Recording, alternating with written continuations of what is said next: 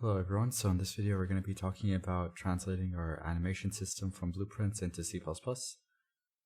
So a little word of caution is that we're not going to be creating the animation state machine in C++. Instead, we're going to be creating the state variables in C++ and have those be changed within code.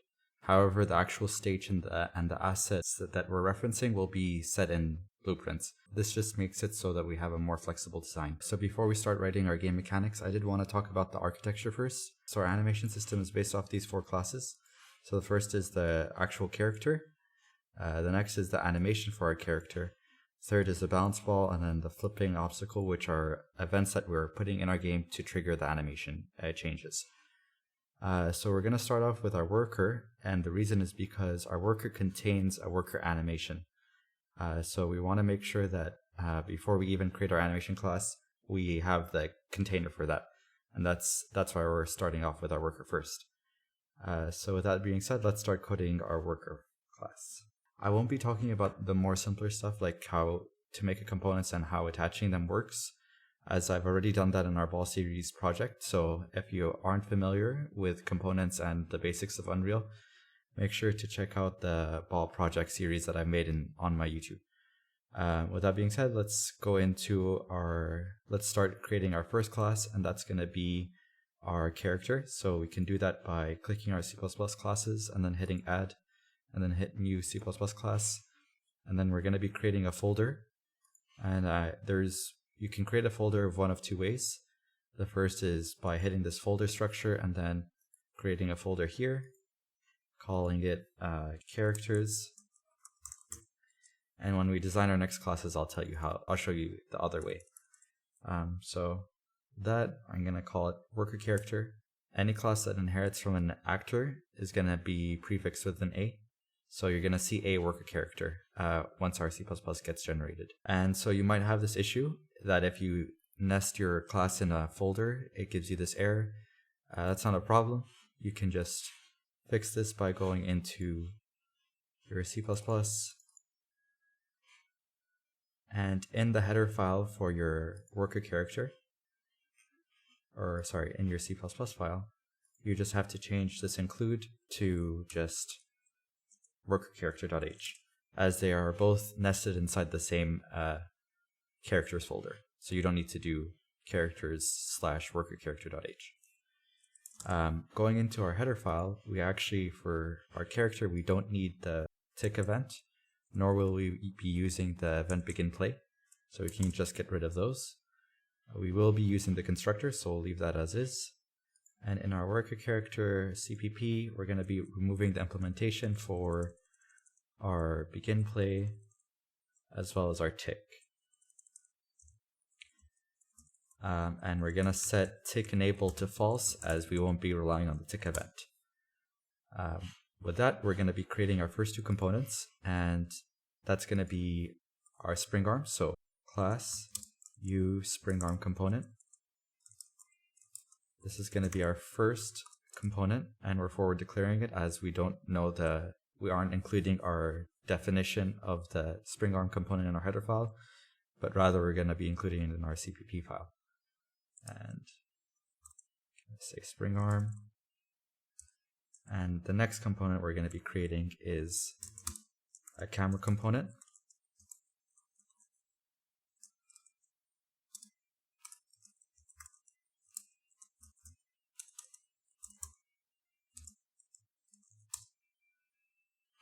And pretty much for this class, the only 2 components I'm going to be creating are these 2, as everything else that we need will be included in the parent class, so our A character.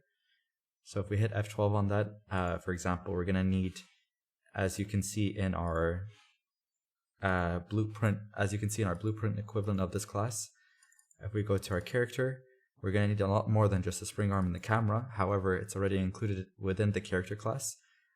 So for example, we'll see that the root component, which is this capsule in here, if we were to go in our CVP under our characters folder, and if I were to search capsule, we'll notice that it's right here. So we don't have to declare it once more. So we can just use the one from our parent component, as it's already exposed to us through the inheritance hierarchy. So with that, I'm going to be going into my constructor and creating the components that I just defined, which are both the camera and the spring arm. So I'm going to say use spring arm component and say equals create default sub object, and then it's going to be the data type, which is use spring arm component.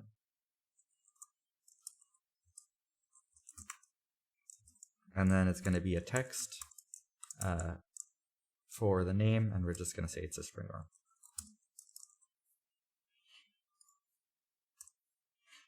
So with that, I'm going to have to include the proper header file. And if you do go into the description below, you'll see a GitHub linked to the completed source code of this. So you can just get the header files from there. So for the spring arm, I'm going to need to include this header file. And for the camera component, I'm going to need to include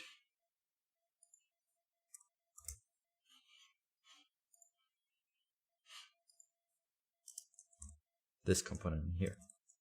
So create default sub object, and it's going to be uCamera component. And we're going to say camera comp. So now with our two components created, I'm going to be attaching them. So I want to attach the spring arm to the root component. So I'm just going to copy this. And in this new line, I'm going to say spring arm, set up attachment. And that's going to be root component. And the root component is just going to be the highest component in the hierarchy. So if we look at our C++ equivalent of this, we'll find that the root component in here is just going to be the capsule. So we're just attaching our spring arm, which is this, to our capsule component here. And once we have that attached, we're going to attach a camera component to our spring arm. So now with those attached, I'm just going to compile this to confirm if there's any spelling errors. The one thing I forgot was that the camera component, I haven't defined its header file, and that's just going to be include camera component. And just going to quickly double check by building this. Okay, so we find that it built fine. So now with that set up, I'm going to have to be creating my overlap events. I won't be adding instructions as to what is going to go in the overlap for now. So if you look at our blueprint equivalent of this, we have both these on begin overlap and on end overlap. And then we do these casting to see if it's in front of the flipping obstacle or if it's in front of the balance obstacle. I won't be adding these instructions for now. I just want to create this node in here so that in the event that the actor is listening for some sort of overlap begin and end overlap. And to do this, I'd have to use the capsule component, as that's what we use to attach our begin overlap and our end overlap. You have to remember that our character class already has a capsule component that we can use. So if I just search capsule component again, I'm going to be using this capsule component right here. So I'm going to copy that and then go into my C++. And now I'm going to be creating the overlap events. So the way it works is, since the capsule component is just a pointer, I'm going to be using the arrow operator to access its members. And the thing I'm going to access is on component begin overlap. And we'll notice here, if I hit F12, it will take me to this component's signatures. The reason we're going to need to use a signature right now is because when we add a dynamic to our delegate, and through the add dynamic, we're going to say where it takes in two arguments. So the first is going to be a pointer to the class, and the next one is going to be the address of our class. So since our class is called a worker character, I'm going to be using that, and then I'm going to be referencing to our function, which I haven't created yet. So I'm just going to be calling this for now, or I'm going to be calling our function overlap function. And it's just an arbitrary name that I chose. One thing you do have to specify though is the macro u function, as it's something that the engine has to be aware of. And the process of attaching our function to this delegate, we have to specify the name. And so since our function in here is called myOverlap function, I'd have to specify in here the name of that function. So I'm just going to copy this name.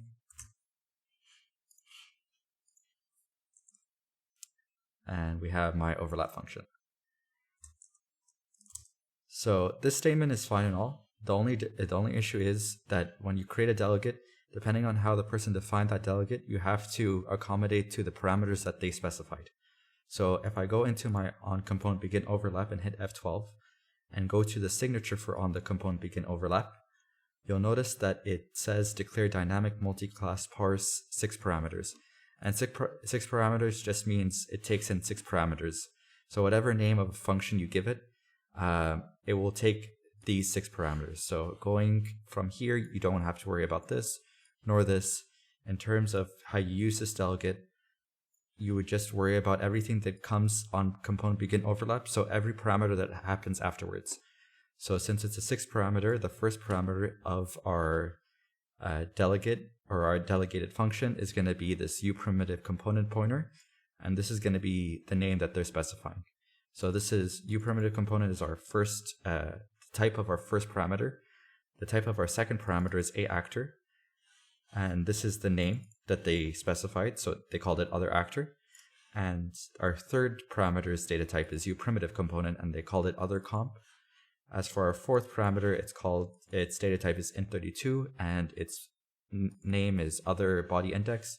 Our fifth parameter is bool b from sweep, and our sixth parameter is fHitResult, and with the name sweep result. You'll notice that these naming conventions, so everything that's happening in here, everything that's highlighted in here, actually agrees with how our blueprint layout is. So if we look at our onComponentBeginOverlap blueprint, we'll notice that there's an overlap component, other comp, other actor, body index from sweep, and we'll notice these are our 6 parameters, and these are how they are defined in the C++ equivalent. So yeah. When you're trying to figure out what type of what parameters to use in your delegate, all you would have to look for is the name of that delegate. In our case, it's going to be begin overlap, but we're also going to be using the end overlap afterwards. And we're going to be, when we can check the data types that it has, that the signature of the function needs, by just looking at whatever comes after that name of the delegate. So that would be these four parameters in the end overlap case, but then these 6 parameters on the begin overlap case. So I have the actual signature of the function defined in the description below, so you can just copy that. But I just wanted to talk about how I was able to get it in the first place, so that if you ever had to deal with another type of delegate, you could figure a way out through looking at the function signatures of that delegate. So with that, I'm going to go into my header file, and where I said my overlap function, I can still keep that name.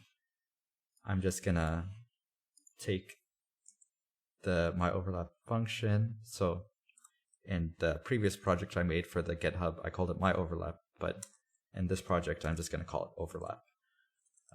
Doesn't really matter what name you give it. Actually, I'll do camel case just to adhere to Unreal standards. So I'll copy this name, and I'll go to here and change this to that name.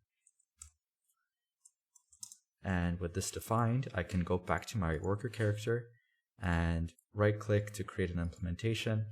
And there we go, we have our implementation. I would have to do the same thing for our end overlap.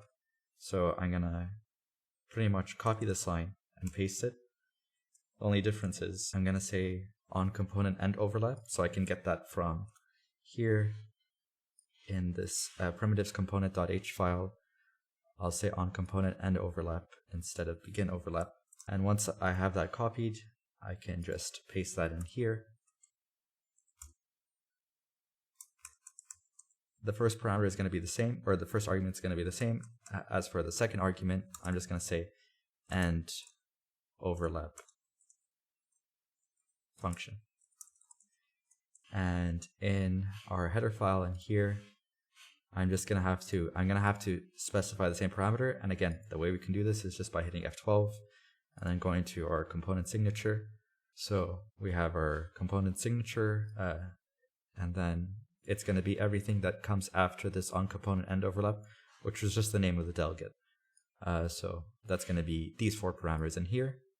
So uPrimitive component overlap, actor, other actor, uPrimitive. So this is the first argument, second argument, third argument, or I guess the data type of the third argument and the data type of the fourth argument. And then these are just the names of those arguments. And we'll notice that in fact also agrees with the way that this was defined in our blueprints. Our 4 arguments is 1, 2, 3, 4. So with that, we have our signature. So again, you can just copy the signature like how I've had it laid out in the description below. So you can just copy that and move on from there. So we have my end overlap function. I'm gonna use this name, end overlap function, that's how I've defined it in the CPP constructor. So I'll change that name to this.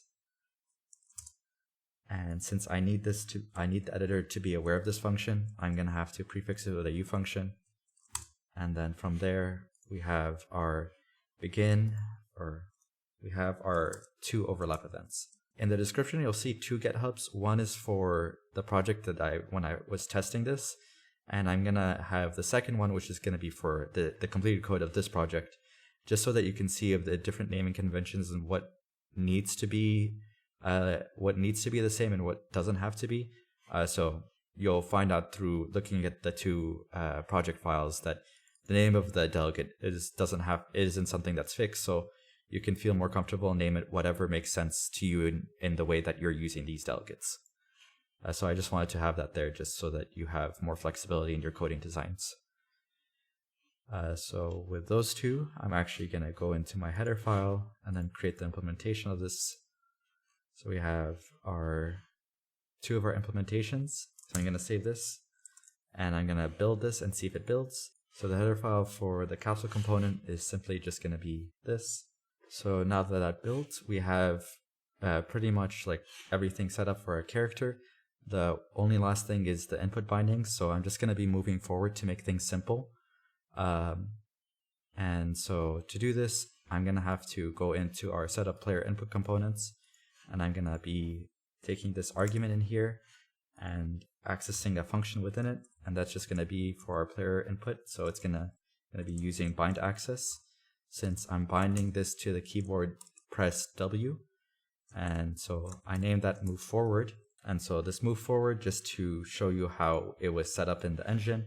If I go into my project settings under input, you'll notice that I have this one axis mapping, which is move forward. And so I have to specify the string to be the exact same as the way I've defined it in our bindings section.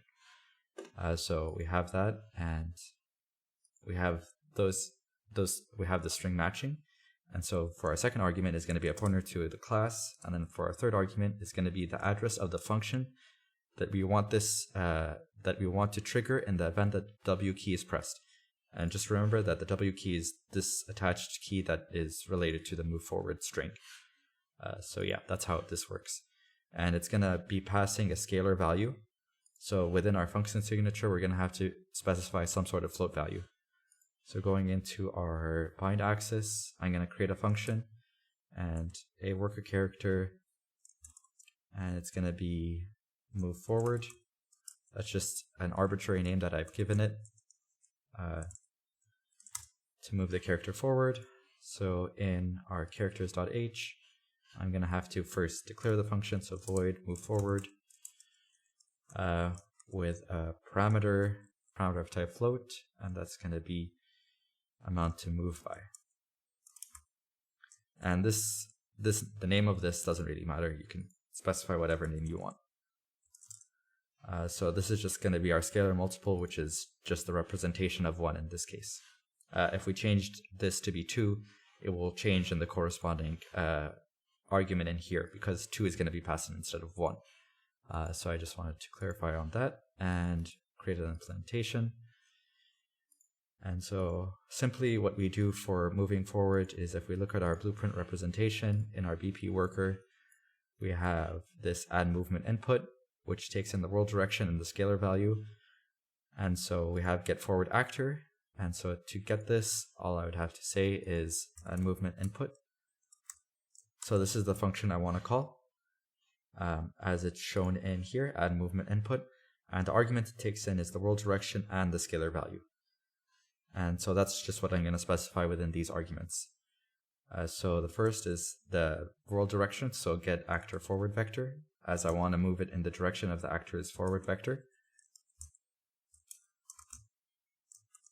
And the next argument is going to be the scalar of amount, so amount to move by. Amount to, call it to by, to move.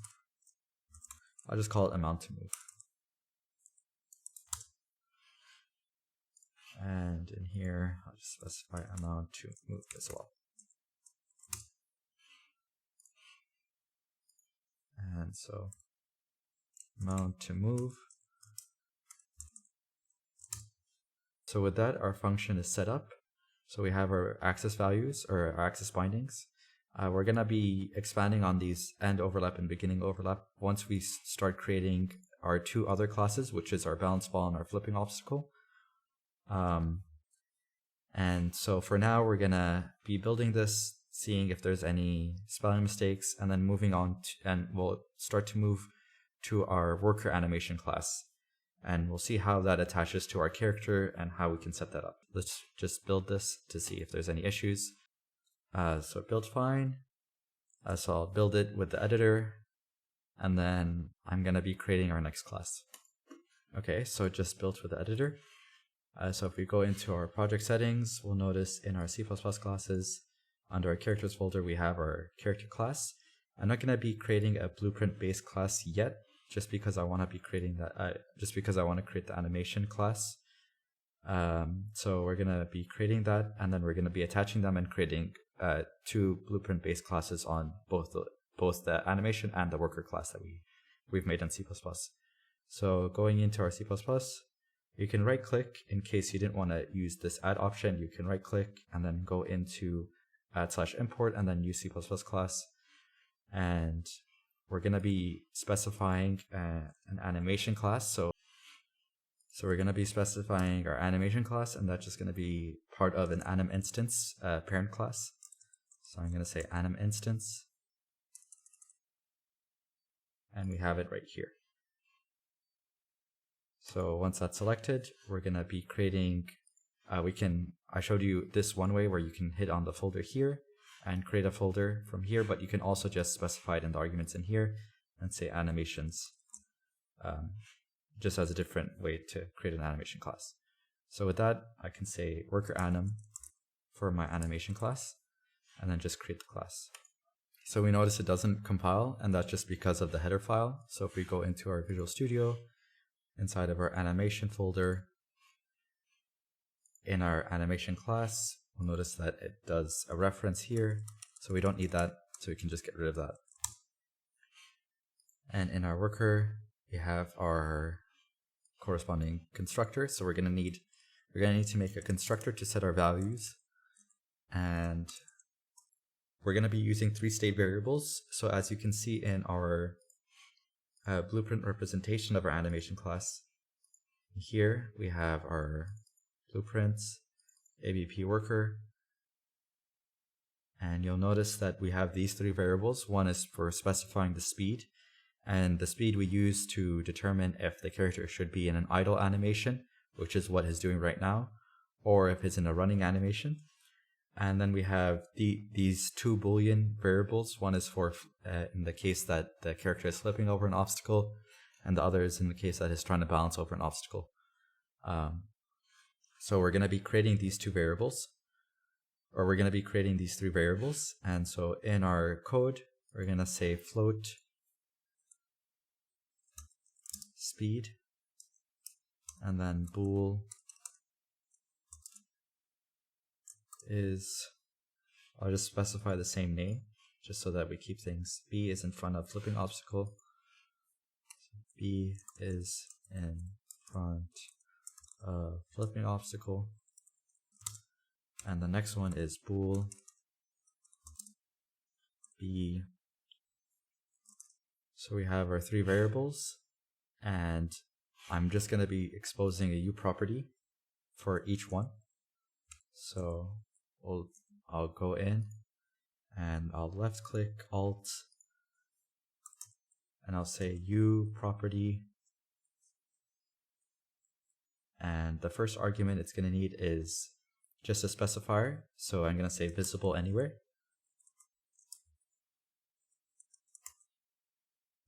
And then the next one is going to be blueprint read write, or blueprint just read only, as we want to do any modifications to the variable solely in C++, rather than in blueprints, as I feel like it defeats the purpose if you can write over the C++ code in blueprints, since you won't get the logic that you set up for initially. So with those set up, I'm gonna be also creating our native update animation. So to figure out if the character is idle or not, we need to have access to this update animation, which exists inside of our event graph, and we can access this in C++. The way it's defined in C++ is through this function called native update animation. So that's what you would need for your animation. And we're going to need to specify the delta seconds just to match the function signature. Just so you'll notice that in our blueprint equivalent, even though we don't use the delta seconds, we still have to specify it, as that's how the function was declared. So since we're overriding it, we have to declare it in the same fashion. And then so we can create an implementation from this. And this is where we're going to have our logic. So everything inside this function is going to contain the logic that we have defined within this function in here.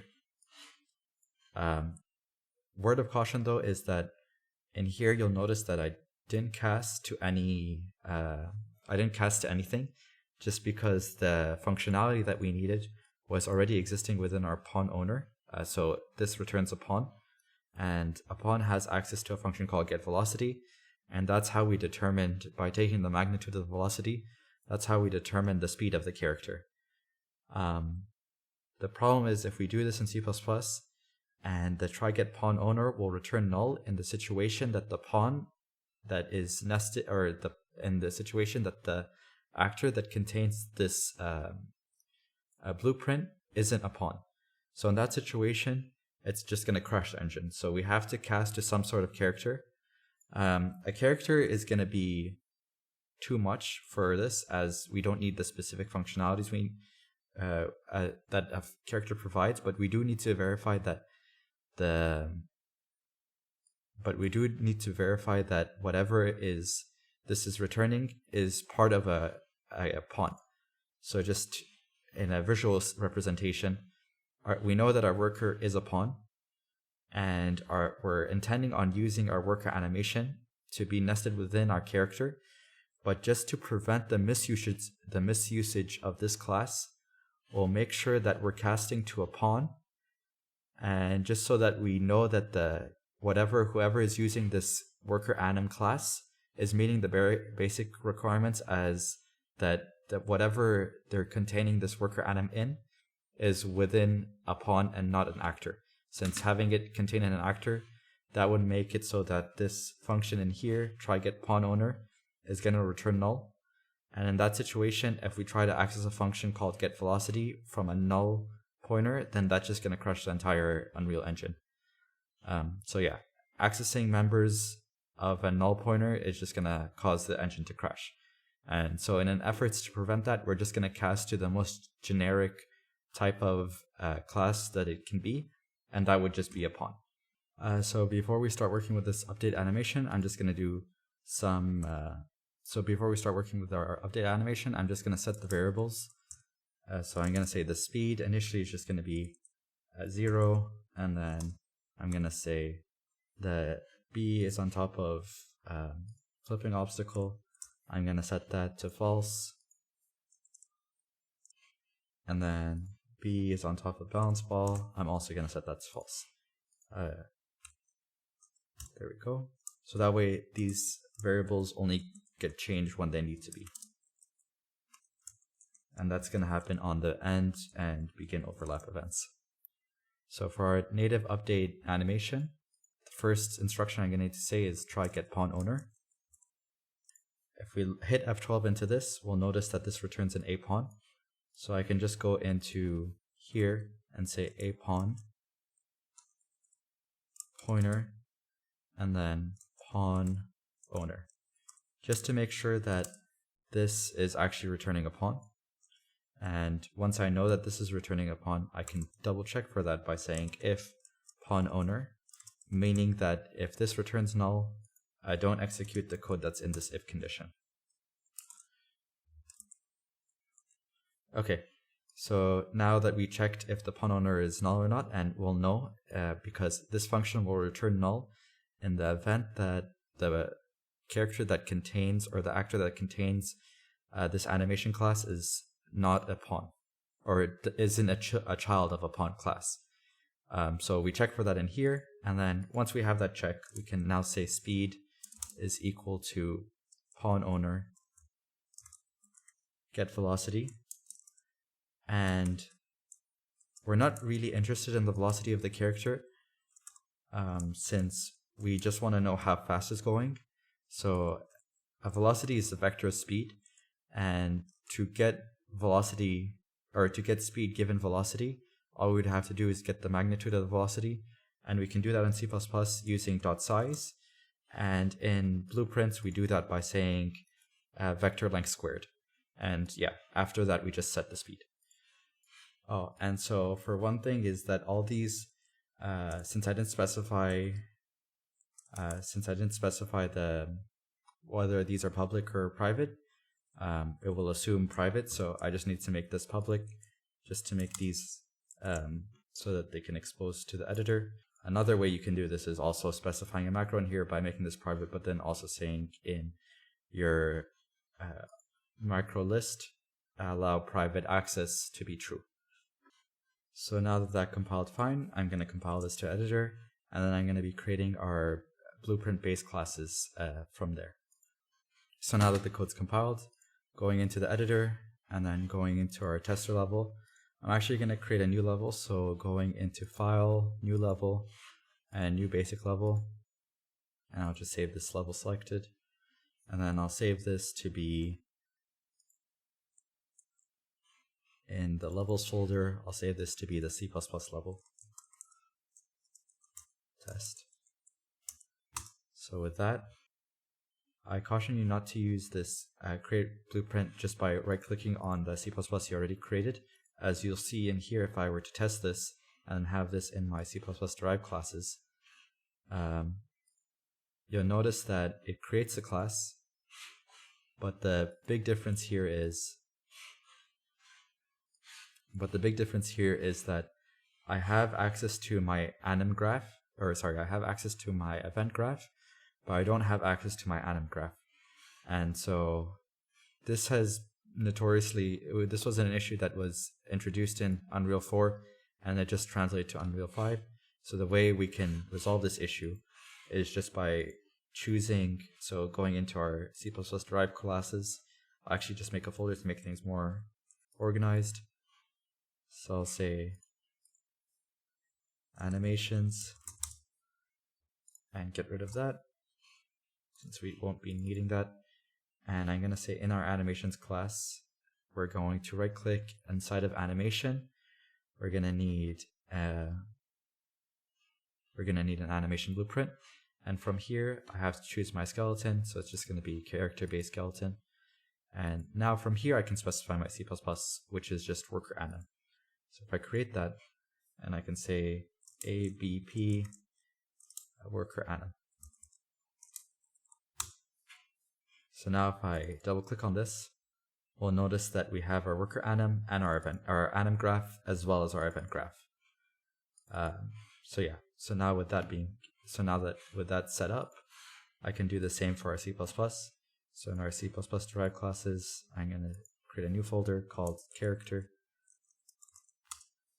And from here, I'm going to create a new blueprint class. and I'm going to base it off of my C++. So just to confirm, the class I made is worker character. So I'm going to go in here, blueprint class, worker character.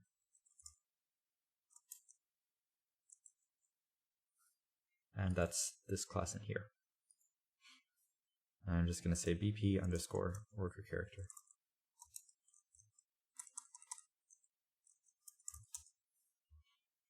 So if I double click on that, we'll notice that we have our capsule component, our spring arm, our mesh, and our camera comp. So we're going to first define our mesh. In this case, it's just going to be character base. And I'm going to move this guy in here to make sure that he matches the direction of the arrow, which is our forward vector. So with that set up, we have our camera comp and also our spring arm. And I can modify the spring arm to make it so that actually I can't modify it. And the reason I can't is because if you look at our character class, I didn't expose the spring arm as a U property, which means I can't modify the spring arm within the editor. So that was just a mistake I made. So since I didn't specify the macro in here, I can't change the direction of the spring arm. But to me, that doesn't make that much of a difference, so I'm going to leave it as is. But if you did want to change it, then all you would have to specify is a macro in here to make it so that you can edit it within the blueprints.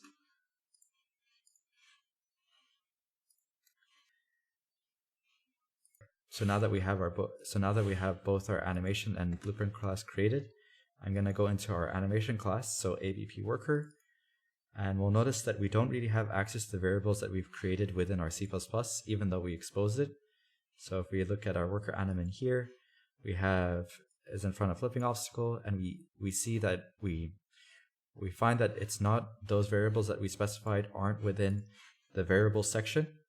But that doesn't mean that they don't exist. In fact, if I right click, or if I go to the event graph, and if I right click, you'll notice if I say get, for example, speed, I can get it. And this speed is the same speed that was specified within the C++ class. I can do the same with is in front of flipping obstacle. So if I go into Unreal and I say right click is in front of flipping obstacle, and I can do the same with our is on top of bounce ball. So although it doesn't show in the variable section within the blueprints, it still does exist since it's inheriting it from its parent class, which is the C++ class that we've defined. So is on top of bounce ball. If I just right click, we'll notice that all three variables do exist in our blueprints. It's just we just have to specify it by right clicking and then typing in their names. So since we already created the logic for this, we won't be needing to use our event graph anymore. So we're just going to go into our anim graph. And actually, just before that, let me just get rid of these. So if I go to our anim graph, and the way that animations work is if you right click, it's defined as add state machine. So a state machine will contain a series of animations that you can use. Well, so I already explained what a state machine was in the blueprints section. So if you wanted a detailed explanation of that, you can go to the blueprint equivalent of this video, which was just the previous video. So now that we have our 4 state machines, I'm going to be creating our states. So these states are just representations of what our animation should be. And since we have 4 animations defined for this project, we're just going to be using 4 animations. Or we're just going to be using 4 states. So the first is idle. So if I double click on idle, and we'll notice here, this is our idle animation.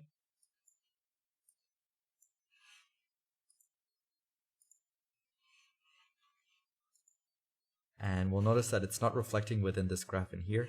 And the reason is because I haven't inserted the output pin to this output pose. So if I do, and I compile, you'll notice that it does reflect in here. So if we go back to our anim graph, inside of our state machine, we have idle, and we want to go from idle to run. So we're going to say an add state, running. And running should occur in the event that the character speed is greater than 0. So what I can say is get speed. And this is the same speed as that was defined in our C++. And I'm just going to say greater than 0, and then in the event that this is true, it's going to trigger the animation change. So we do have to remember that at the end of the day, the speed does get modified in C++ and not in blueprints. In our blueprint equivalent of this, we were modifying it within blueprints, but in C++ we're not, or in this video we're not, we're actually modifying it through this native update animations by calling pawn get owner and then get size. So this is how we're writing to that and updating the speed as we're going through. So we have that, we have running, and then once we're in running, we want to give the player the option to flip. So we're going to say add state, and then we're going to say flip. And for flipping, it just needs to be in the event that the character is in front of the flipping obstacle. So is in front of flipping obstacle. So if he is in front of the flipping obstacle, just trigger this animation change. And then we're going to check our balancing. So in the event that the character is in front of the balance ball, we want him to trigger the balancing animation. So we're gonna do that by saying get balance ball is on top of balance ball. So if that's true, then trigger this animation change. And we need to look at the inverses of those animations. So for example, if I go to my if I go to my state machine, I can go from running back to idle. So I need to drag this to make a state where you can go back from running back to idle. And that should occur in the event that the character's speed is exactly 0. So get speed and equals 0. So when that happens, go from your running animation to your idle animation. And that's going to occur in the event that the character is not holding the W key. So if I go to our animation graph, and I want to do the same thing for balance, so I'm going to do a state from balance to running. So I'm going to double click on that and then get how we define our balancing was through this variable in here. Is on top of balance ball. So right click is on top of balance ball. And we want to know when they're not on top of it. So we have to remember that these animation transitions only occur on the event it's true. So on the event that the character is not in front of the balance ball, it's not going to trigger, it's going to evaluate to false, so that won't trigger a state transition. So what we have to do instead is negate it. So we can negate it by saying not Boolean. So we have our not Boolean in here, and then we're going to do the same for, so going back to our state machine, we're going to be doing the same for our animation flip. So if we could do that, and then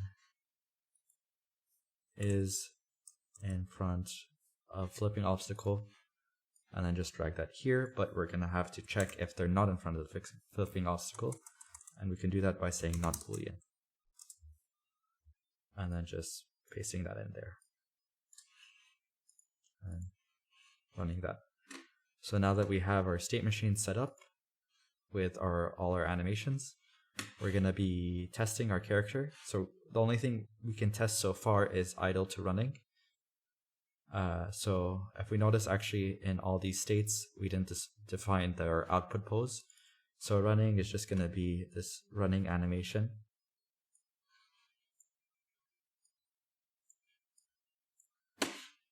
And then flipping is just going to be forward flip.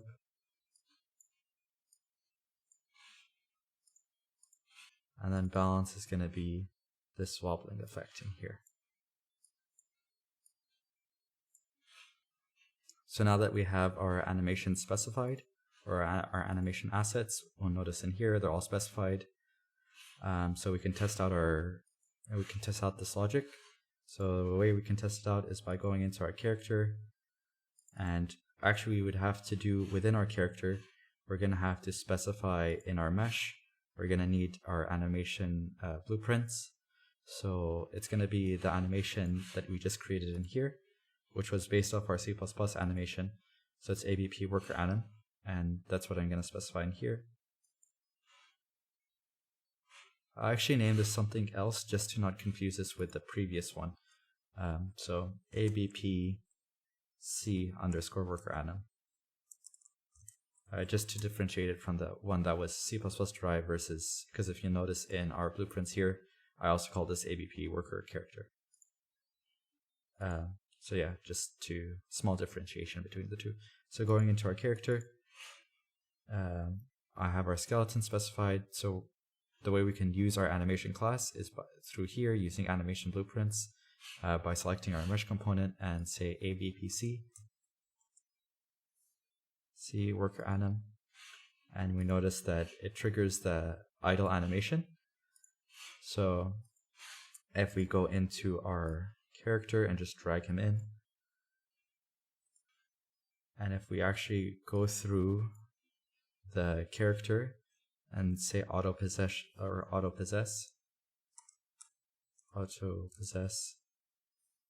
and we say player 0 just to quickly test if our animations is working. Otherwise I would have done this in a game mode. So we have our animation, and then we notice he starts running, and then we have the animation back. The angle is a bit awkward because of the spring arm, but for my use case it's fine enough for this video. But you can always change this in by exposing the spring arm to the editor. So now that we have that, we're going to have to be testing our flipping and as well as our balancing, which are two state transitions.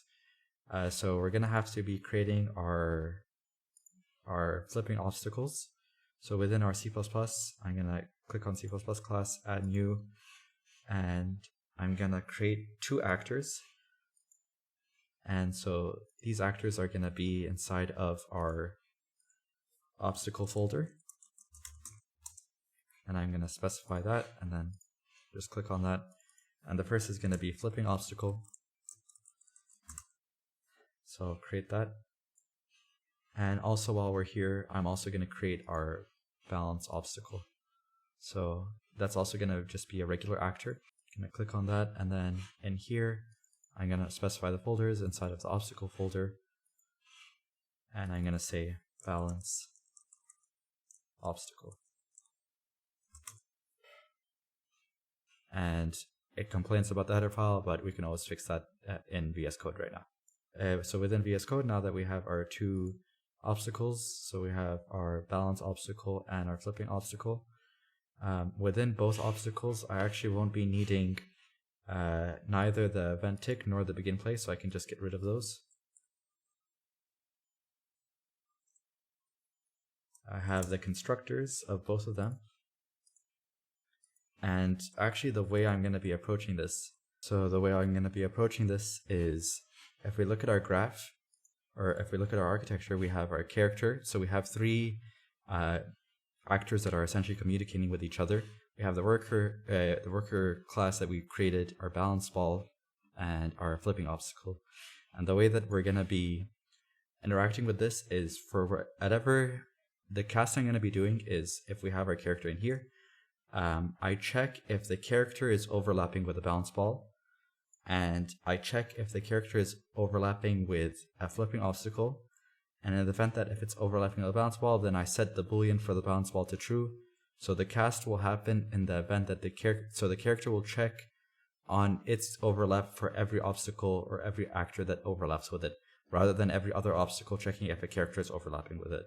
And that's just the way I've chosen to design this architecture, just to make things simpler. So yeah, with that being said, going into my C++, within our balance ball, I'm going to need to create two simple components. The first is going to be a static mesh and then a sphere component. So we're going to say class use static mesh, and the same logic is going to be and this is going to be the same for our balance, or sorry, this is going to be the same for our flipping obstacle as well. So static mesh, And then I have class uSphere and this is just to check if the actor of our flipping or our balance obstacle, the sphere of that is colliding with the sphere of the character. Or actually it's the other way around. It's the character sphere is checking if it's overlapping with any other sphere, a part of some other actor. So uSphere component, pointer, sphere. And from here, I'm going to be creating two U properties. So I'm going to alt U property. And then from here, I'm going to be specifying edit anywhere, as I want to specify the actual mesh within the editor. And the next argument is going to be a blueprint read write, as I want to be writing this, specifying both the sphere radius as well as the static mesh property within the blueprint panel as well. So now that we have these, I'm going to be going into my C++. So since I got rid of the event tick and the event begin play, I'm going to actually delete those here since I won't be needing them. And within our balance ball for our C++, this is where all my logic is going to be. And it's simply just going to be creating the static mesh. So static mesh equals create default sub object. And the next is going to be a sphere is equal to create default sub object.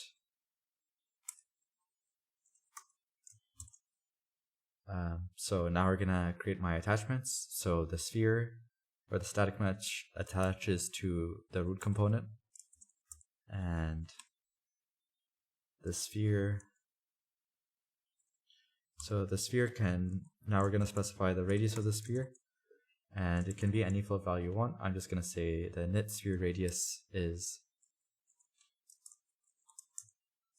going to be 150, and I'm going to set the sphere up so it's attached to our static mesh. So we have our static mesh.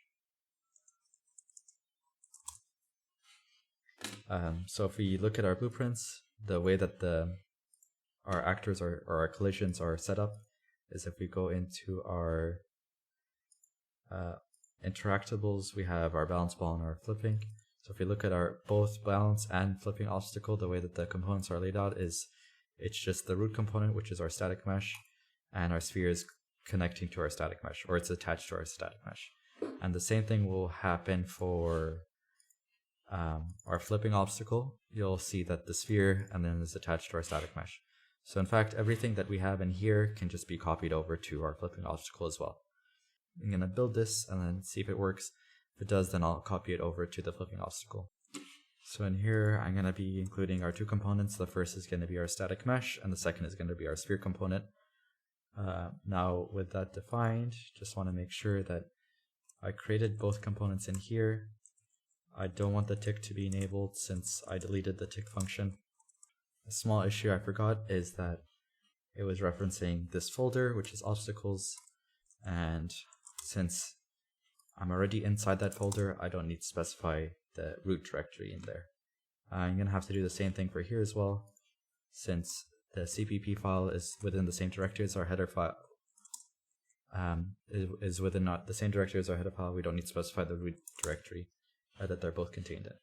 So I got rid of both of those, and I actually, for this to compile fine, I need to, within our flipping obstacle, I also need to make sure that our begin play and our tick are also removed, and that this is set to false. So if I build this,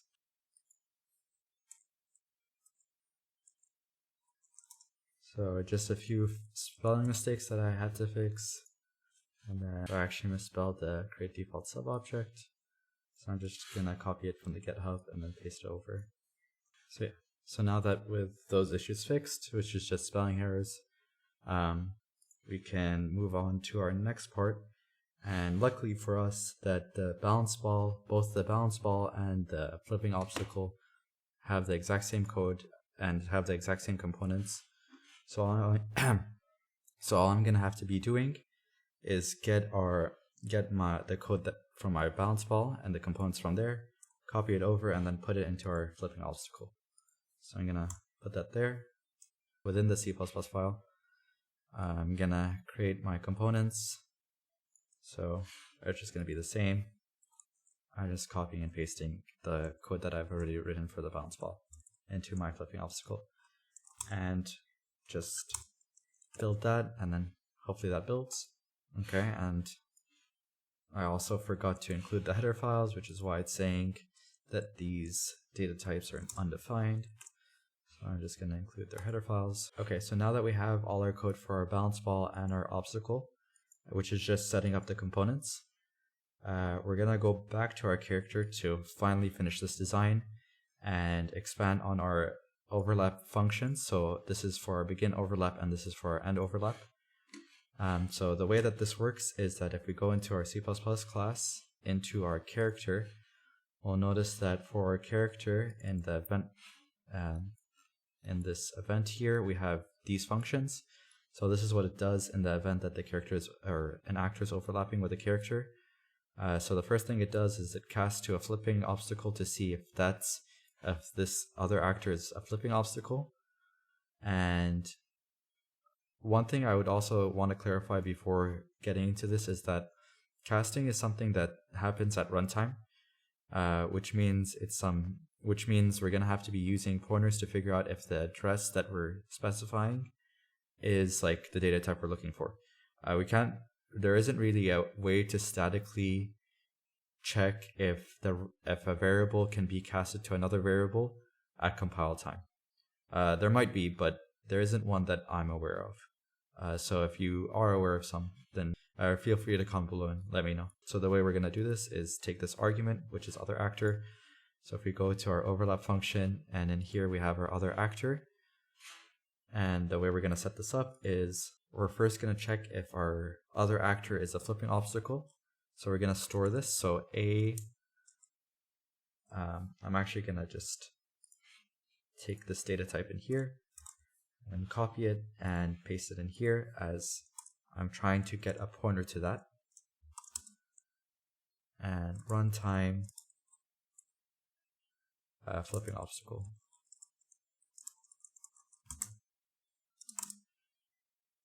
And by runtime, I mean that things that happens in the event that the player is actually playing the game, not something that happens in the event that the player hasn't even started on begin play. So since I'm actually using the flipping obstacle, I would need to include the corresponding header file in here. So I'm actually going to do that really quick before I forget, since I usually do. So I have include, and then I'm going to need to get out of my folder into the obstacles folder. And then within the obstacles folder, I'm going to need both my flipping obstacle, and I'm going to need the same thing as, I'm going to also need the flag for, or I'm also going to need it because I'm going to check to cast if it's also a balance ball as well. So obstacles, and then balance ball in here. So now with these two header files included, going back into my overlap function, I'm going to do the cast, and remember that we're just doing the class to see if this other actor, and an actor in general is just the generic representation of anything that's in the level. So if the thing that's in the level happens to be this flipping obstacle, I want to deal with that with our animation logic. And in the event that it's a balance ball obstacle, then I want to deal with that within our balance ball logic. So the way we're going to be doing this is going to minimize this, and first we're going to check to cast. First we're going to cast to a flipping obstacle, so all I have to say is cast a flipping obstacle. And it's going to be the argument, so the argument in here is just going to be other actor. So I'm just going to specify that in here, other actor. And if this cast is not successful, as in the other actor wasn't be able to be casted to the flipping obstacle, which means this other actor wasn't a flipping obstacle but in fact a balance ball, and this is going to return null, so we can check for that using this if condition, runtime. I'm actually just going to copy this, runtime flipping obstacle. In the event that, let's say, it can be casted to a flipping obstacle, which means that the player is in front of a flipping obstacle, we want to, this is in the event that the cast is successful, we want to get the anim instance, and then we want to cast to see if that's our animation class that we've derived from. And then if it is, then we can set the boolean to be true or false. In the event that it's on begin overlap, we want to set it to true to trigger our animation start. So we have our mesh and our get anim instance. So the mesh is part of our character. So if we look in, so if we look within our character header file and then go to our a character and then actually search for mesh, we'll see that it's here, right here. So I can just copy that. So this mesh is the thing that contains our animation. So now if we go into our character, we're going to say mesh and pointer to get anim instance.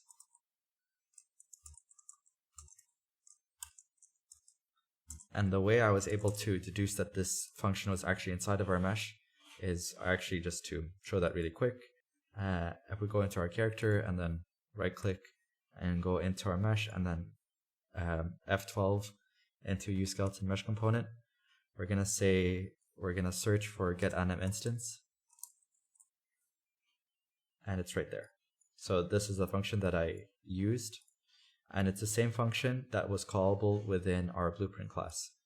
So which is what this is, get anim instance, which you can find through this skeleton mesh component, which just suggests that this function that you're calling is going to be contained within a class called skeleton mesh component. And we noticed through our C++ that was in fact the case. If we went to our character and then went to our skeleton mesh component, this get anim instance was there. Right there. Going into our character CPP. So we said get anim instance, and I'm actually going to store this in a variable, and the reason is because I want to see if it can be casted to the specific anim class we made. And the reason I'm trying to cast to this is because I need something specific. I need specific variable that's contained within our anim class, and that variable is these three, which is on top of bounce ball, is in front of flipping obstacle, and then is speed. This is a situation where casting is necessary because the information that you need is contained within a class that you specifically made.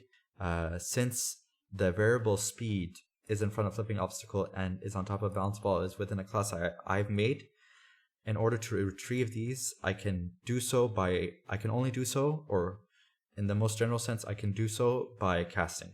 So that's what I'm going to have to do in here within our character class. So this will return a skeleton mesh, but I want to know if the skeleton mesh contains our anim instance. So uAnim, or this returns an animation, but an animation isn't specific enough since I need something more specific, which happens to be a class that I've derived for our animation, our generic animation class, which happens to be our worker anim class. And the reason I need the worker anim class, or I need to cast to that, is because I need these three variables listed in here. So yeah, that's pretty much like the gist of it. So the data type that this anim instance is going to return is an animation. So this is going to return a generic uAnim instance.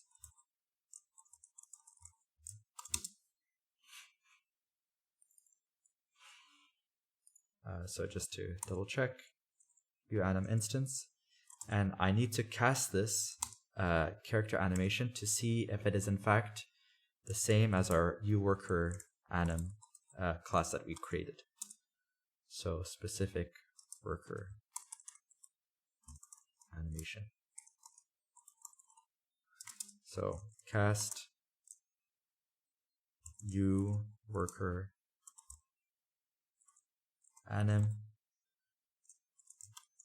and in here I'm going to say character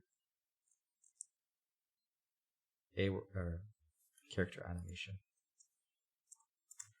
So if character animation, which is containing the most general sense of an animation class, if that so happens to be our worker anim class, or our specific worker animation class, if that's the case, then we can start modifying variables within this worker animation, which is the 3 variables that I've defined within here. Is in front of flipping obstacle, is on top of balance ball, and is speed, and the speed of the character.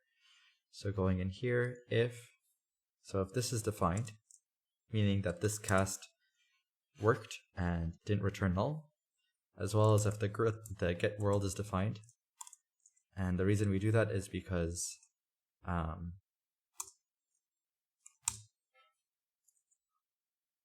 not sure. So if these 2 variables are defined, our get world and our worker animation, then we can write to the animation boolean that we have specified in here, which is this. So we can set that to true in the event that the character is overlapping with this. And we know the character is going to be overlapping with we know that the animation should trigger because we check if the other actor we checked if the other actor was a flipping obstacle. So we know if it was able to get to this point, then the character is in fact interacting with a flipping obstacle. So from here, I can just say worker animation and write to the boolean. B is in front of flipping obstacle. So I'll just copy that and then write that in our character class. And I'll set that to true.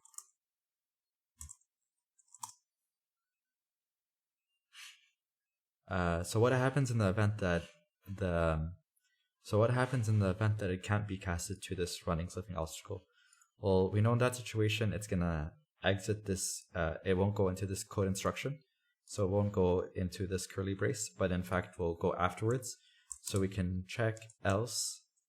We can do an else if to see if it can be casted to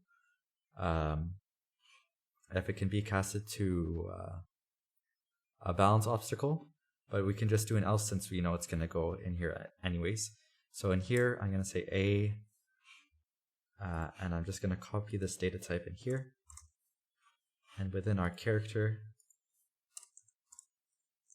I'll do a pointer to balance runtime balance obstacle. Balance ball. Equals cast, and it's going to be casting to this data type. So if the other actor can be casted to a balance character or a balance obstacle, so other actor. So if this situation is true, we can check if it's true by running this if condition. Otherwise, it's going to return false. So runtime balance. And I'm going to do the same logic I've had in here, where I store the animation and then write to that. So I'm actually just going to copy this because this is the same logic I want to do. The only difference is the type of variable that I'm writing to is going to be balance ball instead of flipping obstacle. So I'm just going to copy that and then paste that within our runtime balance ball. So we have the one for the else, and then we have the one for the function. And so all our curly braces are matching, and the animation instance here works the exact same way. I'm going to cast to see if this generic anim instance is contained within our worker anim class. And the reason I did this is because I need this variable not is in front of flipping obstacle, but rather is on top of balance ball. So I'm going to our character and I'm gonna say is on top of balance ball, set that to true. So now that we have this specified and our overlap function defined, we're gonna be creating our end overlap. So just to, if any part of this is confusing, you can always look at the more simplified version of this, which is just our blueprint representation. But at the end of the day, the instructions that are happening in C++ and the instructions that are happening in blueprints are the exact same. We see here we have our is in front of flipping obstacle and is on top of bounce ball. And these are the same instructions that we're doing in here. At the end of the day, we're just setting a Boolean to true or false. We're just checking for if this is a character animation within something that we've defined, just so that we can access these types of variables. And so we have to do a cast because we need these types of variables. So in order to retrieve them, we have to make sure that the character animation argument that we have, that this function is returning, if this function was returning a worker anim, if this function was returning get anim instance was returning a worker anim instead of returning a uanim instance, then we wouldn't need to cast at all, because we already have a worker anim is already something that we needed from the beginning. But since this is returning a generic anim instance class, which is what this is, it's returning an anim instance and not a worker character. So since this get anim instance is returning this and not this, then we have to do extra instructions to make sure that, hey, is this function that it's returning, is the actual argument it's returning something that we can cast, or something we can use, or something we can verify that it's a worker anim. If we can verify that it is, then we can start accessing variables that are only accessible within worker anim classes. And that's pretty much the gist. We want to access these two variables, which are should be only accessible within any derived classes or any child classes of worker anim. So that's why we start casting to worker anim, because we need these two variables. So that at the end of the day, we cast to this because we need this. That should be the gist of it. So now we have our end overlap function. So we're pretty much going to do the exact same thing. We're going to copy. I'm actually just going to copy this entire code instruction. And this just checks for end overlap, but everything else is the exact same. So I'm going to paste this. So we have our other actor, and that's in here. And then runtime flipping obstacle, that's fine. Anim instance, that's fine as well. So is in front of flipping obstacle, we're actually going to change that to false because they're not overlapping with the flipping obstacle. They're actually ending their overlap with the flipping obstacle. And same with the bounce ball. So since they're not overlapping with the bounce ball, we're making that to false. So yeah, we have all these, and hopefully compiling this will get hopefully this compiles, and we can look at our end product from after all this hard work. So there is a bit of an issue. So we have our anim instance and it doesn't know what that is. And so these are just issues of header files. So the first is we're gonna need to know about our worker anim. And the way we define that is if we include, since we need to include animations and then worker anim.h. That's one thing. So we have a check for get world. So for get world, we have to make sure we include the engine world.h header file.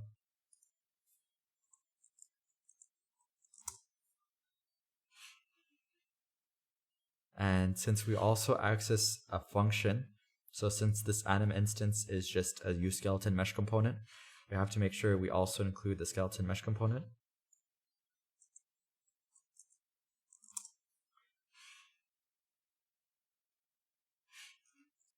Oh, I said anim mesh, but it's actually just mesh.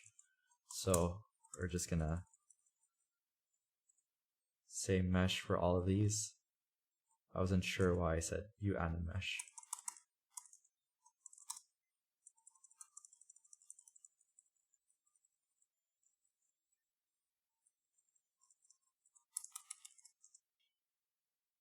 I actually misspelled this. Worker animation. And I'm pretty much going to speed through this just because it's just spelling errors. Worker animation.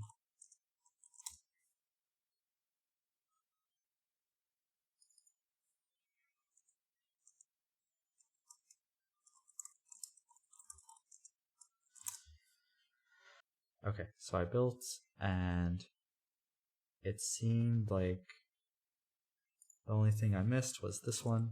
So worker animation.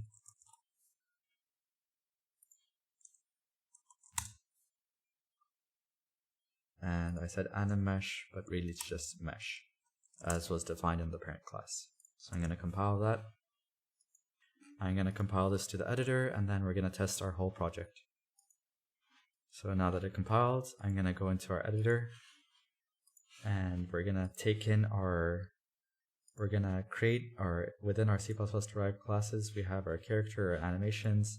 I'm actually going to make a folder called obstacles. And from here, I'm going to right click, and then I'm going to say blueprint class, and I'm going to have to specify the obstacles folder in here. So we have our balance and flipping obstacles. So I'm just going to say right click, blueprint class, balance,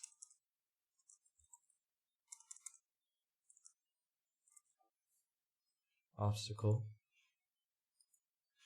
and then bp underscore balance obstacle. And the next one is going to be flipping obstacle.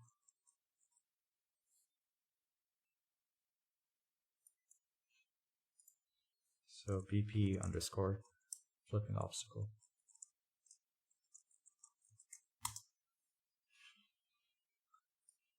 So we drag this, we notice that there's our radius and our components. So I'm going to actually double click on this. And we have our static mesh, which was created in C++, as well as our sphere, which is attached to our static mesh. And I can modify the radius to be 300 if I wanted to. And I can also modify the static mesh. So I'll just say it's for our balance obstacle, I'll just say it's ball. Let's see, sm underscore ball, it should do. And for our flipping obstacle, it's just going to be cube, which is what I'm going to specify for